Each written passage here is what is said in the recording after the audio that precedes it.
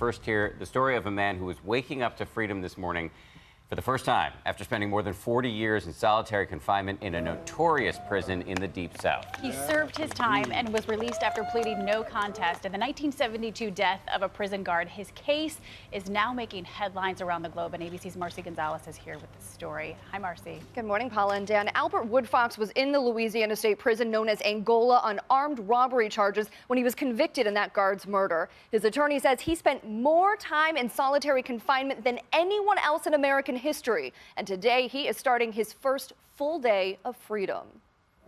This morning, waking up a free man after more than 4 decades in solitary confinement. How does it feel? I really haven't decided yet.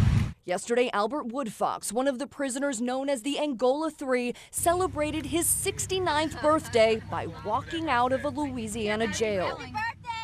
After taking a plea deal, he's now starting life outside of his 9x6 prison cell for the first time in 43 years. Right now, I'm just resigned to trying to adjust to being free.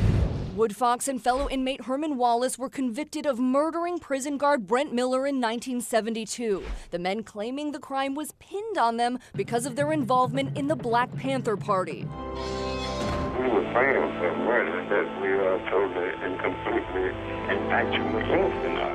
They were sentenced to indefinite solitary confinement at the Louisiana State Penitentiary, along with another inmate, Robert King, who was serving time for an unrelated crime. Angola was a very horrible place at the time, and everybody was just fighting to survive from day to day. Wallace and King were previously released, and Woodfox had his conviction thrown out twice because of inadequate representation and racial bias. He was set to be tried for Miller's murder a third time when he pleaded no contest to lesser charges. If you could go back to that day in April of 1972, what would you do? When forces beyond your control, there's not a lot you can do. And Woodfox has maintained his innocence and says he only took the plea deal because of concerns about his age and health. He has filed a civil suit against Louisiana state officials over his extended time in solitary confinement. Solitary confinement has been shown time and time again to do terrible things to people's psyche, so he's going to have a lot to deal with, no question about it. For sure. Thank you, Marcy.